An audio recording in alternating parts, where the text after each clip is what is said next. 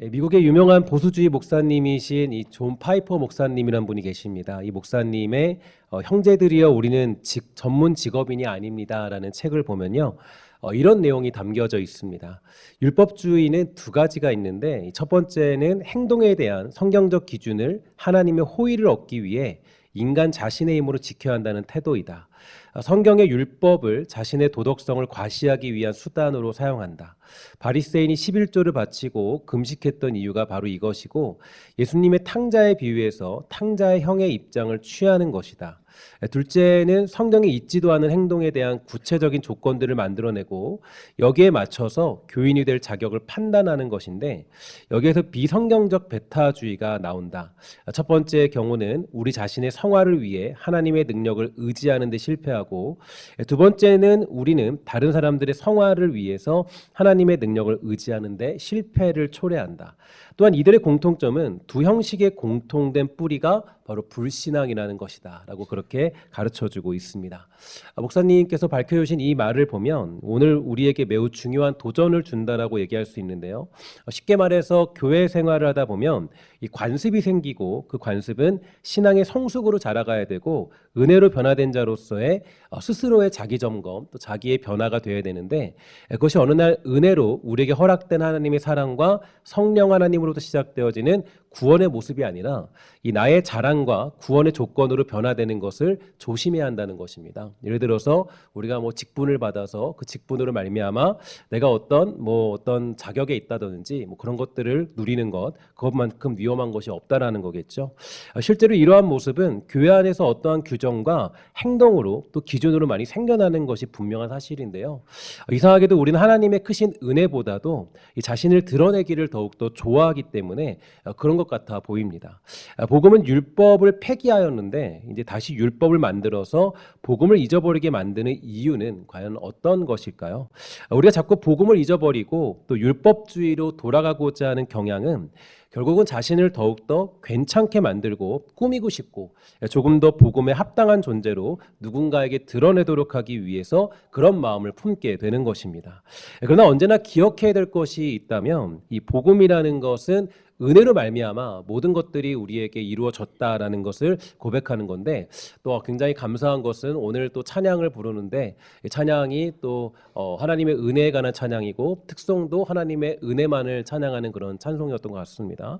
그런 거 봤을 때 이 복음의 가장 중요한 핵심은 바로 은혜가 되는데요. 하나님께서 나 같은 자를 구원하신 것, 그게 바로 복음의 가장 중요한 메시지가 되는 거겠죠. 이 부족한 사람을 아무런 조건과 근거도 없이 그저 하나님의 은혜로 구원해 주신 것이 바로 복음의 핵심적인 내용입니다. 괜찮은 성적과 직업과 능력과 힘과 사고방식이 있어서 그리스도인이 되어 예수 믿는 사람이 된 것이 아니라는 건데요. 이리저리 부족한 모습이 있음에도 불구하고 하나님의 은혜로 우리 모두는 구원받게 된 것입니다. 그래서 많은 기독교인들이 교회로 들어와서 놀라게 되는 이유가 바로 여기에 있는데 교회에 와보니까요 너무나 부족한 사람이 많이 있다라는 거예요. 교회를 몇 년 다녀도 상처 주는 사람들이 있고요. 또한 아직도 예전의 행동을 버리지 못해서 아직도 이 죄인처럼 보이는 이들도 분명히 많이 있다라는 것입니다. 교회를 다니고 있어도 여전히 술을 끊지 않고 사는 이들도 있고요. 담배를 피는 이들도 분명히 있다라는 거죠. 왜냐하면 이런 것은 구원받는 조건이 될 수는 없기 때문입니다. 최근에 제가 자주 말씀드리지만 많은 성도들이 많은 성도들이 교회에 들어왔을 때 착각하는 것이 하나 있는데 바로 그것은 예수 믿는 것을 부자 청년처럼 되는 것이라고 생각한다는 겁니다. 부자 청년의 이야기를 잠깐 살펴보면 누가복음 18장 18절 이하의 말씀은 이렇게 가르쳐주고 있어요. 어떤 관리가 물어 이르되 선한 선생님이여 내가 무엇을 하여야 영생을 얻겠습니까? 예수께서 이르시되 내가 어찌하여 나를 선하다 일컫느냐? 하나님은 한 분 외에는 선한 이가 없느니라. 내가 계명을 안 하니 간음하지 말라, 살인하지 말라, 도둑질하지 말라, 거짓 증언하지 말라, 내 부모를 공경하라 하였느니라. 여짜오되 이게 중요하죠. 이것은 내가 어려서부터 다 지켰습니다라고 얘기하고 있어요. 그 다음에 예수님 말씀하시기를 예수께서 이 말을 들으시고 이르시되 내게 한 가지 아직도 부족한 것이 있는데 내게 있는 것을 다 팔아 가난한 자들에게 나누어 줘라. 그리하면 내게 보화가 있으리라. 그리고 와서 나를 따르라 하시니 그 사람이 큰 부자이므로 이 말씀을 듣고 심히 근심하더라. 이렇게 예수님이 가르쳐 주셨습니다. 이것은 구원의 조건에서 너가 모든 것을 나누어 줘야 된다, 이걸 지켜야 된다라고 얘기하는 것이 아니라 이 모든 것들, 그러니까 너희들이 아무리 착한 일과 괜찮아 보이는 모습으로 구원의 조건을 이룬다고 해도 그 구원이 이루어질 수는 없다라는 것, 불가능하다라는 것을 예수님이 가르쳐 주신 것입니다. 이 부자 청년은 모범생 신앙인이었고요. 어렸을 때부터 율법도 다 지키며 살았습니다. 직업도 좋고 젊은 청년이죠. 누가 봐도 이 사람은 구원받을 만한 사람이고 심지어 예수님께 나아가 던진 질문도 매우 심오하고 대단한 질문, 즉 인간의 구원에 관한 질문을 던졌던 그런 철학이 있는 사람이었죠. 그러나 그는 부자인 까닭에 결국에 구원과 멀어진 인생이 되고 말았습니다. 당연히 이 본문이 그저 돈 많은 것이 문제다라고 말하는 것이 아님을 우리 모두는 다 잘 알고 있습니다. 부자 청년은 누가 봐도 괜찮은 명품 신앙인이었지만 그는 구원과는 전혀 관계없는 인생이 되고 말았던 것입니다. 율법을 다 지켜서 정말 그럴싸해 보였지만 그러나 그는 구원과는 멀어진 인생이었죠. 자, 여기서 우리가 굉장히 중요한 사실과 또 굉장히 중요한 어떤 이 인사이트를 얻을 수 있게 되는데요. 이 복음이라는 것은 있어 보이는 사람에게 주어지는 것이 복음이 아닙니다. 예수를 믿는다라는 건 어떤 내가 구원을 받았다라는 건 있어 보이고 괜찮아 보이고 그럴싸한 것으로 우리가 구원받는 것이 아님을 기억할 필요가 있는데 너무 부족해 보이지만 우리에게 구원이 임하는 것이 복음의 능력이라는 것을 기억해야 되는 거겠죠.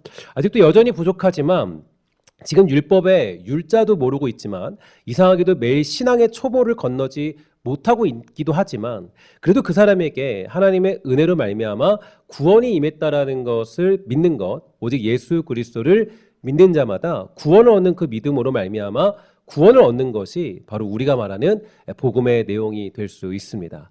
중도 탈락도 없고 중간 시험도 없고 기말고사도 없습니다. 그것이 지난 사도행전까지 보았던 특히 안디옥 교회의 바나바와 바울이 가져갔던 복음의 가장 중요한 내용이었죠. 이 바나바와 바울은 아무런 꾸민도 없는 복음을 전했고요.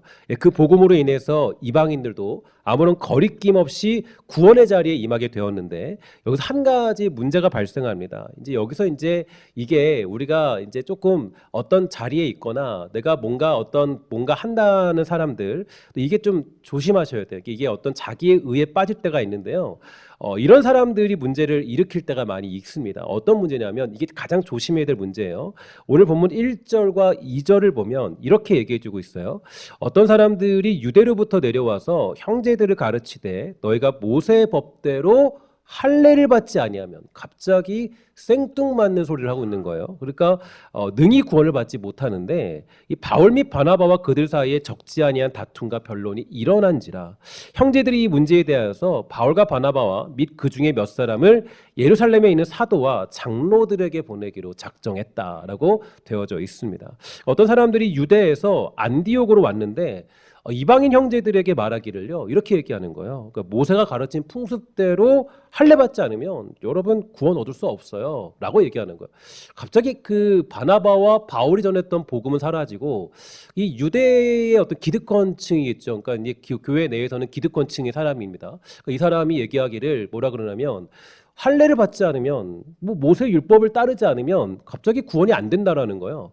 이게 같이 플러스 되는 건데 이렇게 말하는 이유는 사실은 딱 한 가지입니다. 나는 율법을 지키지만 너희는 지키지 않으니까 나는 구원이 있고 너는 구원이 없어. 그러니까 너 나 좀 괜찮아 보이지? 나를 좀 따라올래? 이렇게 얘기하는 거거든요. 그리고 자기를 드러내는 거예요.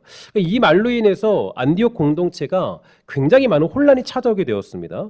이 사람들이 누구인지는 모르지만 그래도 어느 정도 사람들에게 신뢰를 받을 만한 사람들이었기 때문에 사람들이 혼동을 일으켰겠죠. 만약에 갑자기 딱 튀어나온 사람이라면 뭐 별로 뭐 의미도 없는 사람이라면 이 사람 얘기 들었을 때 그냥 뭐 거짓말하네, 안 좋네라고 했지만 뭔가 신뢰할 만한 사람이었던 것 같아요. 그래서 이 사람들이 많이 혼동을 일으키게 되었을 텐데 아마도 그럴싸하게 보이는 사람이었을 것이다라고 추측해 볼 수 있게 됩니다. 우리 인간이 처음 죄의 유혹에 빠지게 될 때도 선악과를 보면서 뭐라 그랬냐면 먹음직도 하고 보암직도 하다 이렇게 얘기했는데요. 즉 이 사람들을 보니까 정말 구원이 임한 사람들 같은 마음이 들었으니 그들의 말 때문에 아마도 혼동이 찾아왔던 것으로 보입니다. 정말 보기에도 별로고 괜찮지도 않아 보이는데 저런 말을 하면요. 그 말을 듣지 않을 텐데 겉보기에는 조금 괜찮아 보이고 율법을 지키는 모습이 좀 있어 보이거든요. 그러니까 좀 괜찮아 보여요. 그러니까 율법을 지키고 있으면 야, 저는 좀 거룩해 보인다. 조금 성결해 보인다. 라고 얘기할 수 있거든요. 그러니까 그 말로 인해서 혼동이 찾아오게 된 것입니다. 근데 여러분 많은 이단들이 그 여러분들을 유혹할 때 가장 먼저 하는 일이 뭔지 아십니까? 가장 먼저 하는 게요. 교회 비판하는 거예요. 교회 잘못된 모습 다 끌어내는 겁니다. 다 끌어내서 야, 너 교회 그 못난 모습 있지? 부족한 모습 있지? 그게 교회라고 얘기할 수 있니? 라고 얘기하는 거예요. 그러니까 우리들도 보통 이 유대 율법주의와 똑같았을 거예요. 야, 너 그렇게 저기 보니까 한 번도 어떤 뭐 예배도 잘 안 드리는 사람인데 저 사람에게 구원이 임한다고? 아니야. 율법 정도 지켜야지 예수 믿는 거 그게 복음 믿는 거야. 이렇게 이제 얘기하는 사람들. 그러니까 이제 어떤 이 사이비도 똑같은 게 이단도 마찬가지인 게 대부분 이렇게 얘기해요. 뭐 교회가 이 모양이고 목사가 저렇고 뭐 장로가 저렇고 이런 일 저런 일 막 다 하면서 교회의 더러운 모습을 다 꺼내놓습니다. 그리고 말하기를 자기네들은 이렇게 얘기해요. 우리는 아니에요. 우리는 그렇지 않아요. 그러니 우리 종교로 오면 돼요. 라고 사람들을 유혹하죠. 근데 이상하게 사람들이 거기에 끌려요. 왜 끌리냐면 있어 보여서.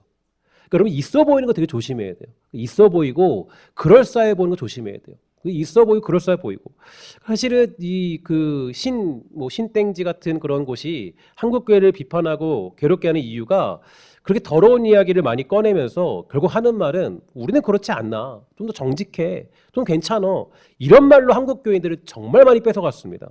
그래서 그러면 왜 사람들이 그렇게 그런 이단과 사이비로 빠져나가는 걸까요? 그럴싸해 보이기 때문이에요. 그러니까 우리 더러운 걸 다 꺼내내니까 여기에 우리가 할 말이 없거든요. 그러니까 여러분 구원받은 게 아까도 제가 그 처음에 말씀드렸던 책이 뭐였습니까? 우리는 전문 직업인이 아니다. 그러니까 무슨 얘기냐면 우리는 구원받은 게 여러분들이 시험 받아 통과해서 구원받은 사람들이 아니에요. 여기 시험 보고 신성교회 들어온 사람이 있습니까? 교회 들어올 때 예수 믿을 때 야, 내가 시험 80점 맞았어. 그럼 아무도 없죠. 성경 시험 본 사람 아무도 없죠. 그거 아무도 없어요. 뭐 목사가 되기 위해서는 시험을 보고 뭐 그런 것들이 있겠지만 성도가 되기 위해서는 그런 거 아무것도 없습니다. 하나님의 은혜로 구원받는 거예요. 여러분들이 잘나고 뛰어나고 뭐 어떻고 뭐하고 뭐 가지고 있고 뭐하고 그건 아무 이유가 되지 않아요. 가장 중요한 건 하나님이 저와 여러분들을 불렀다는 그 사실에 하나님의 그 모든 구원에 맹점이 담겨 있다는 것을 믿으시기를 주의 이름으로 간절히 부탁을 드리겠습니다. 이것보다 중요한 복음의 모습이 없다라는 거죠. 그러니까 기독교의 못난 모습, 또 부족한 모습이 아직도 죄가 들어가고 있는 그런 모습이 사실 우리의 구원을 막을 수는 없습니다. 그것이 구원의 조건은 아니기 때문이에요. 다만 우리는 하나님의 은혜로 구원받았기 때문에 그러한 죄악들을 삼가하며 살아가는 것이 은혜를 받은 자의 모습이고 우리가 나아갈 방향이기 때문에 그러한 일들을 멀리하는 삶으로 가는 것이지 그러한 행위적인 규정들이 구원의 조건에 근거할 수는 없다라는 거예요. 그리스도인다운 그 모습이 구원이 아니라 구원이 있기에 우리는 그리스도인다운 모습으로 살아가는 것입니다. 그러니까 그 모습이 먼저 있어서 구원이 아니라 우리는 뭐예요? 우리는 그리스도인으로 부름받았기 때문에 구원을 받았기 때문에 그리스도인답게 살아가는 거예요. 이 부분에 대한 혼동이 초대교회뿐 아니라 한국교회 또 기독교교회를 굉장히 많이 흔들어 놓았습니다. 갈라디아서 2장 3절과 4절도 보면요. 초대교회에서 이런 문제가 나타났는데 이렇게 되어 있어요. 그러나 나와 함께 있는 헬라인 디도까지도 억지로 할례를 받게 하지 아니하였다. 이는 가만히 들어온 거짓 형제들 때문인데 그들이 가만히 들어온 것은 그리스도 예수 안에서 우리가 가진 자유를 엿보고 우리를 종으로 삼고자 했다라고 그렇게 사도 바울이 정확하게 얘기해주고 있습니다. 이러한 문제는 오늘 본문이 2절에서 보는 것처럼 교회의 큰 변론과 다툼이 일어나게 되었는데요. 이 단어를 다른 성경에서는 폭동 혹은 반란이라고 했습니다. 그러니까 지금 유대 그 안디옥 공동체에서 이 문제로 인해서 폭동이 일어나는 거예요. 폭동이 일어나서 야, 율법을 지켜야 되는데 율법을 지켜야 복음에 내가 구원을 얻는데 이렇게 폭동이 일어나게 된 거예요. 그래서 오늘 이 안디옥 교회가 이 문제를 어떻게 해결하냐면 이 문제를 예루살렘 교회로 보내게 되는데요. 왜냐하면 거기에는 사도들과 장로들이 있기 때문이에요. 결국 예루살렘 총회가 성립하게 되었고 이 총회는 첫 종교회의라고 불릴 수 있을 만큼 큰 문제였음이 분명합니다. 왜냐하면 아직도 이 문제는 우리 교회와 또 그리고 한국 기독교 안에 성도들 간에 또 남아있는 문제이기 때문이죠. 사실 사도 바울은 이미 이 문제에 대해서 로마서에서 다음과 같은 결론을 내려줬는데 우리 함께 로마서 14장 1절부터 3절 말씀을 함께 다 같이 읽도록 하겠습니다. 시작. 믿음이 연약한 자를 너희가 받되 그의 의견을 비판하지 말라. 어떤 사람은 모든 것을 먹을 만한 믿음이 있고 믿음이 연약한 자는 채소만 먹느니라. 먹는 자는 먹지 않는 자를 업신여기지 말고 먹지 않는 자는 먹는 자를 비판하지 말라. 이는 하나님이 그를 받으셨습니다. 아멘. 여러분과 저에게 중요한 건 누가 우리를 받으신 거예요? 하나님이 우리를 받으신 거예요. 그러니까 여러분들의 우리의 어떤 행위와 우리의 어떤 모습과 그 부분들은 하나님과 나와의 관계 속에서 이루어지고 변화되는 과정들이지 그게 여러분들과 우리의 구원을 이루어가는 조건들은 될 수가 없다라는 겁니다. 그래서 사도 바울이 뭐라고 로마서에서 얘기하냐면 믿음이라는 건 연약한 자를 받는 거예요. 비판하지 않는 거라고요. 그것으로 정죄하지 않는 거라고요. 그럴싸한 어떤 것으로 구원이라고 정의하지 않고 괜찮은 그 모습이 구원받는 조건처럼 말하거나 생각하지 않아야 한다는 겁니다. 부자 청년의 모습은 구원받는 자의 조건이 될 수 없었어요. 그것이 구원의 어떤 이상형이 될 수는 없습니다.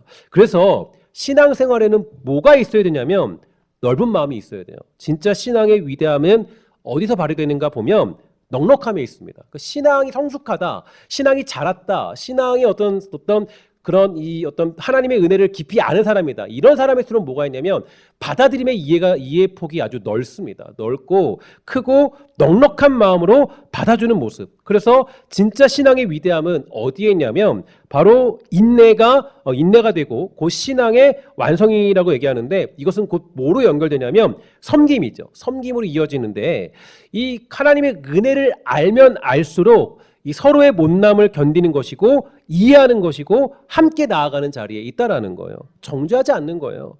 특히 오늘 본문에서 이제 또한 눈여겨볼 수 있는 것은 바로 베드로 사도의 연설이었죠. 그의 연설은 짧았지만 매우 임팩트 있는 내용을 담고 있는데요. 그는 자신이 경험하고 깨닫게 되었던 고넬료 사건을 이야기하면서 뭐라고 얘기하냐면 유대인들도 율법의 멍에를 감당하지 못하면서 어찌 이방인들에게 그 짐을 지우려고 하느냐? 이것은 합당하지 못하다. 그런데 지금 너희가 어찌하여서 하나님을 시험하여 우리 조상과 우리도 능히 매지 못했던 멍에를 제자들의 목에 두려고 하느냐? 이렇게 사도 베드로가 얘기해주고 있습니다. 여기서 짐이나 멍에는 일반적인 종교 의무들을 뜻하는 것으로 구원을 이루기 위해서 어떤 의미 없는 행위들을 의미해요. 그러니까 결론적으로 베드로는 우리와 같이 그들에게도 성령을 주었고 그들도 우리와 동일하게 주 예수의 은혜로 구원받는 줄을 믿는다라고 하면서 아주 위대한 연설을 하게 됩니다. 그렇게 베드로의 연설을 시작으로 오늘 보지는 않았지만 이제 이 바나바와 사울도 같은 의견을 피력했고요. 그 이후 야고보의 연설은 정말 탁월한 그런 내용으로 그 모든 것들을 마무리 짓고 있습니다. 그래서 이제 여러 가지 어떤 이 권고사항에 대해서 야고보가 말해주면서 오늘의 이 소라는 일단락이 되어지는데 회의의 결론은 이런 것이었습니다. 한번 잘 보세요. 이방인들이 구원을 받기 위해서 할례를 받아야 될 필요가 없다. 구원은 오직 하나님의 은혜를 통하여서 믿음으로 받을 수 있다. 단 유대인들이 싫어하는 다음에 몇 가지 사항은 지키는 것을 권고한다라고 그렇게 얘기해주고 있습니다. 그러니까 이게 지키는 것에 대해서는 뭐예요? 권고예요. 이게 구원의 어떤 은혜, 구원의 어떤 조건으로는 성립할 수 없다라는 거예요. 그러니까 구원이라는 것과는 관련이 없지만 그러나 그 유대인들을 배려해서 너희들이 그런 것들을 지키는 것이 더 좋겠다라고 야고보가 마무리 짓는 것을 볼 수가 있게 됩니다. 그래서 이렇게 야고보가 결론을 내리자 이제 22절에 보면 이 내용을 어떻게 받아들이냐면 이렇게 되어 있습니다. 함께 다 같이 읽도록 할게요. 시작. 이에 사도와 장로와 온 교회가 그 중에서 사람들을 택하여 바울과 바나바와 함께 안디옥으로 보내기를 결정하니 곧 형제 중에 인도자인 바사바라 하는 유다와 실라더라. 아멘. 그 사도와 장로와 온 교회는 이 총회의 의장이었던 야고보의 결정을 순수하게 받아들였고, 이것은 야고보 개인의 입장을 받아들인 것이 아니라 이 성령의 인도하심을 따라 사도들이 내렸던 결정을 온 교회가 받아들이게 되었다라는 것을 성경은 분명히 말해주고 있는 것입니다. 그래서 오늘의 말씀들을 좀 이런 것을 통하여서 우리가 그 마지막으로 받을 수 있는 교훈은 이런 내용입니다. 실질적인 중요한 교훈 몇 가지를 얻을 수 있는데 네 가지의 교훈을 좀 얻을 수 있게 되죠. 첫 번째로 교회도 문제가 생긴다라는 거예요. 교회라는 곳이 여러분 문제가 없는 곳이 아니죠. 그러니까 그것을 기대했다면 여러분 그 구원이라는 것에 대해서 조금 다시 한번 생각을 해봐야 됩니다. 우리는 시험 보고 괜찮은 성품 가진 사람이 들어온 사람이 아니에요.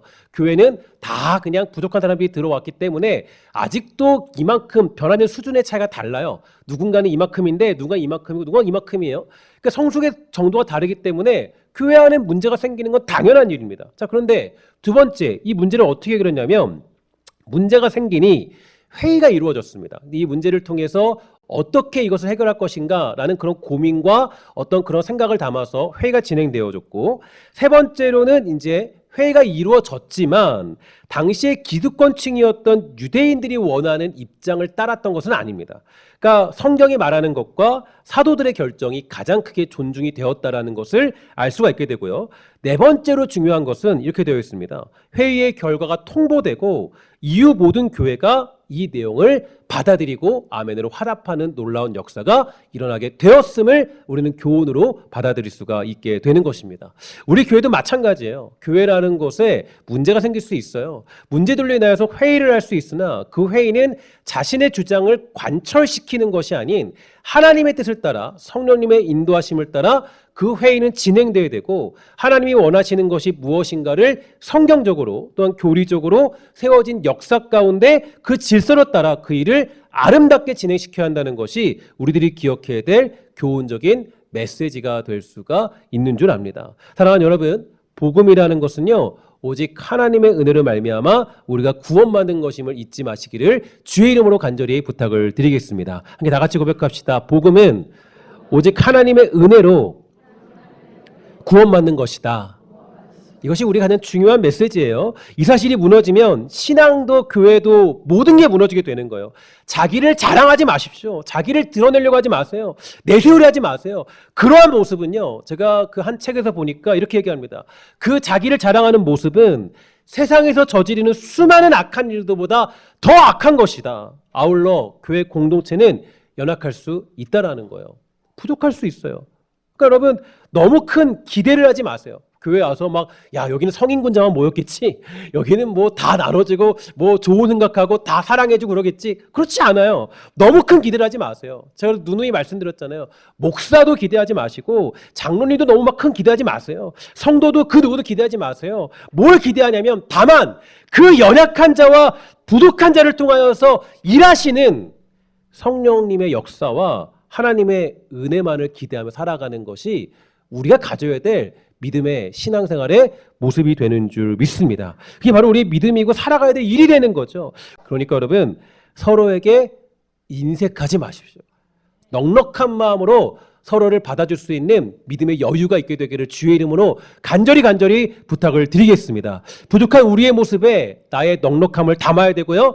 나에게만 관대하지 마세요. 때로는 나에겐 되게 관대한 사람 많이 있거든요. 신앙생활은 나는 관대해요. 근데 다른 사람이 교회 안 나오는 모습은 못 봐. 나는 빠져도 되는데 다른 사람이 교회 안 나오는 거 못 보는 경우가 많이 있어요. 그러면 안 되는 거죠. 내가 조금 더 지킨다고 해서 그것으로 누군가에게 강제하셔서는 안 되는 것입니다. 부족한 우리의 모습에 뭐가 있어야 되냐면 나의 넉넉함을 담을 필요가 있습니다. 나에게만 관대하지 마시고 상대방에도 관대하셔야 돼요. 주님이 나에게 관대하게 그 구원을 이뤘던 것처럼 우리도 넉넉한 마음으로 그 일을 감당해야 됩니다. 그것이 교회가 성도가 가져야 될 모습이 되는 거예요. 아울러 교회는 내 생각을 관철시키는 곳이 아닙니다. 하나님의 뜻과 성령님의 입장과 우리에게 전달된 성경과 교리의 내용을 이루어내는 것이 가장 우선시돼야 된다는 것을 기억하시기를 주의 이름으로 부탁을 드리겠습니다. 오늘 이 설교를 듣는 이의 교회와 우리 사랑하는 신성교회가 하나님 앞에 부끄럽지 않은 온전한 교회로서의 모습을 아름답게 세워가는 즐거움과 넉넉함이 있는 여유가 있는 믿음의 사람들 되기를 주의 이름으로 간절히 부탁을 드리겠습니다.